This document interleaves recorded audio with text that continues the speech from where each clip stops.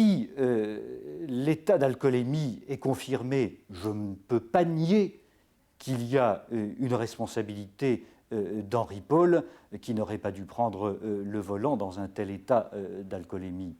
Mais encore une fois, je dirais presque que c'est une responsabilité secondaire. Il y a dans cette affaire une responsabilité initiale qui est celle des paparazzis qui ont mené cette course agressive derrière la Mercedes. Et cette Mercedes a pris de la vitesse, bien évidemment, parce qu'elle était poursuivie. Elle était poursuivie par qui? Par des paparazzis qui sont en situation d'infraction. Ils sont en train de commettre une infraction qui est celle de l'atteinte à l'intimité de la vie privée.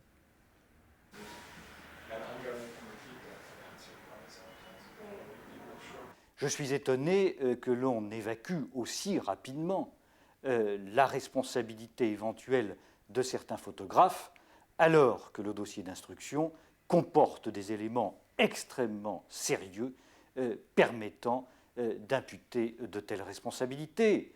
Je fais confiance à cette enquête. Je pense que nous aurons quelques surprises.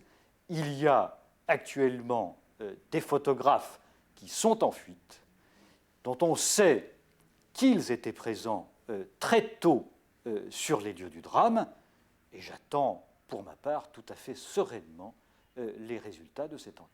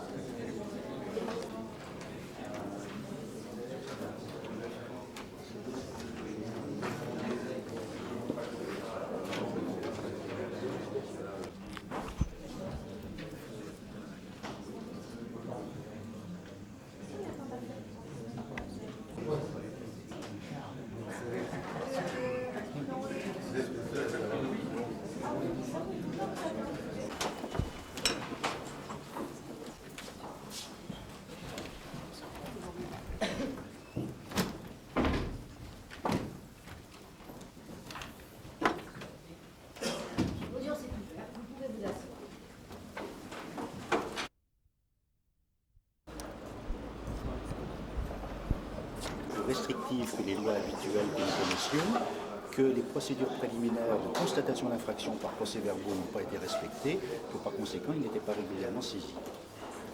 Donc c'est uniquement une question de procédure, bien entendu, le tribunal n'aborde pas le fond et il nous laisse un peu sur notre faim concernant la motivation du fond. Enfin, et la vie, la décision fera jurisprudence. Ah, je pense que ça, oui.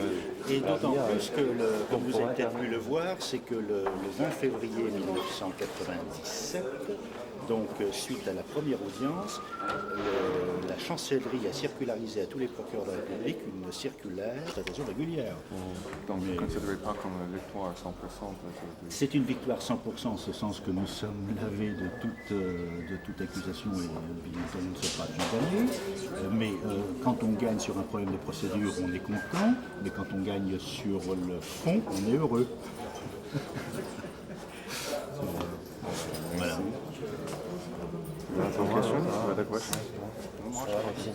Merci beaucoup. Oui. Alors, vous voulez... C'est une victoire parce que dans la mesure où effectivement où le Georgiatech et son directeur, son président sont mis hors de cause, c'est manifestement une victoire. Mais c'est une victoire sur la forme de la procédure, puisque le tribunal a retenu que les constatations de l'infraction n'avaient pas été régulièrement faites, comme je l'avais soutenu dès le départ. Donc, si vous voulez, c'est une victoire parce que c'est une garantie pour le justiciable. En fait, de voir qu'il y a des procédures qui sont un peu des garde-fous, des parapets, qui font que n'importe qui ne peut pas faire n'importe quoi et qu'il y a une sanction quand c'est fait, comme ça a été le cas dans l'espèce. Donc c'est une victoire sur la forme, mais je le disais, j'aurais bien aimé que le tribunal puisse également aborder le fond du problème et nous dire si nous avions raison ou tort de diffuser sur notre site web un message en langue américaine, enfin en langue anglaise, dans la mesure où nous sommes nous-mêmes donc une école américaine. Vous ne craignez pas d'autres plaintes qui prendraient une autre forme? Ça peut toujours se faire, ça peut toujours se concevoir, mais là je pense que ça deviendrait de l'acharnement et du harcèlement, je pense.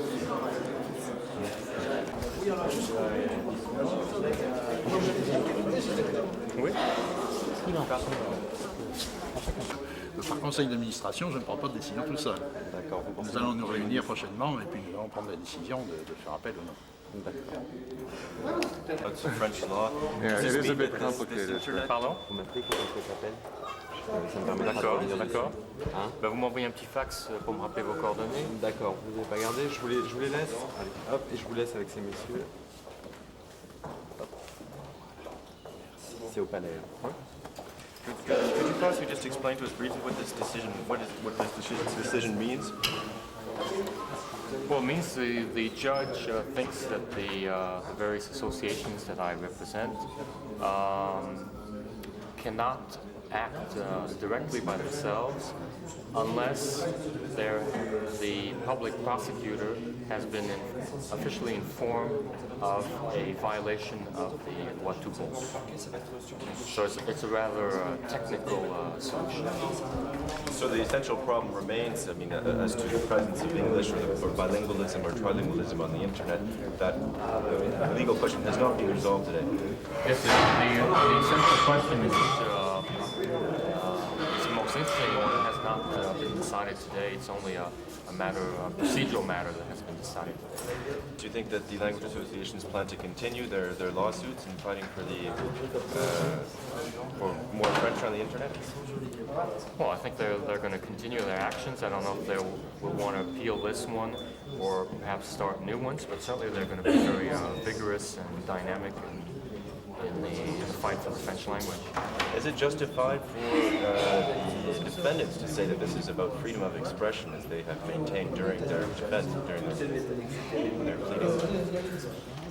No, I think it's not hindering their freedom of expression, and I have been told that they're actually looking into putting in their site a trilingual version, which is even better, and they will have English, French, and German on their site, and I don't think their freedom of expression has been in any way hindered or that they have suffered any sort of state intervention. It's just common sense that the more languages you use on the internet, the more people you have who can actually read you in their native tongue. So my last question would be, the associations are not trying to stop the spread of English, but they're trying to promote cultural diversity in their opinion? Yes, of course the associations they're acting for the French language, trying to promote the French language, but it's also about cultural diversity. That there's no reason that all sites should be 100% English. That if you have sites, let's say in English, French, Spanish, Chinese, or whatever languages people want to read on the internet, well, that's going in the sense of I'd say, a more liberal policy. It's not really a restrictive policy. It's not saying don't use English. It's saying please also use French, and please think of other cultures besides your own.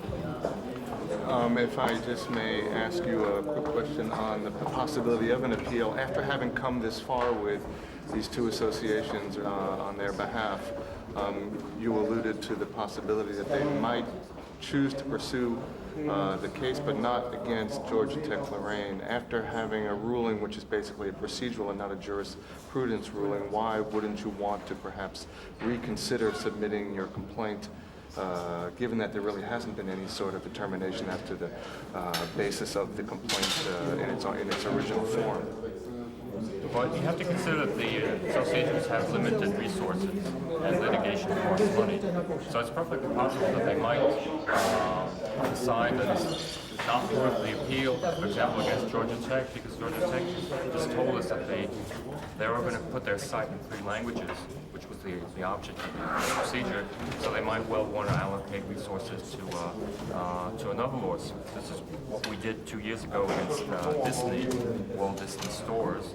Walt Disney Stores agreed to languages, and we were at one spot in time in the procedural calendar, and we decided not to go ahead and to pursue other suits. But that's up to the association to decide. And there's a delay of 10 days, I believe, under which you have a... Yes, before the police court, we have 10 days to file an appeal. Are you frustrated by this decision, or how would you react if you get a personal reaction to today's result? Well, personal reaction, I think it's always, I mean, especially for my clients, for the press, it's a bit of a nuisance to have a decision which is just on a purely procedural matter, and which doesn't address the main issues, which were quite interesting about using French on the internet and cultural diversity. Those are really the most interesting issues, and it's a bit frustrating to have a decision which does not address those issues. Thank you, sir, very much. Merci.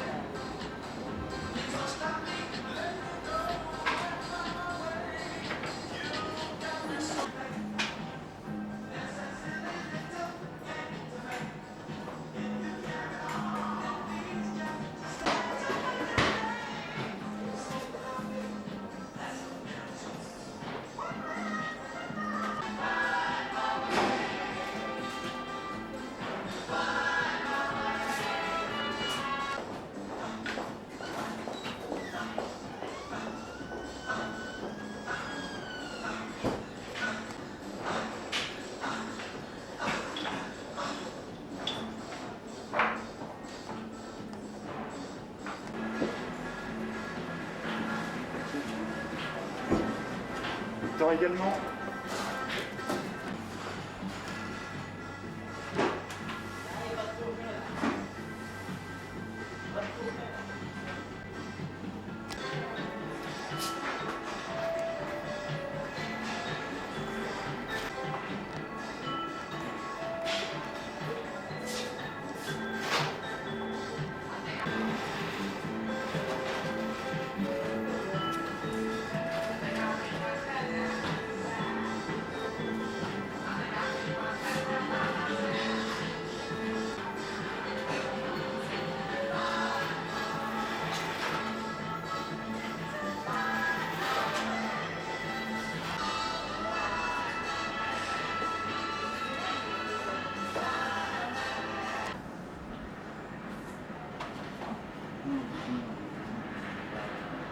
Bonjour.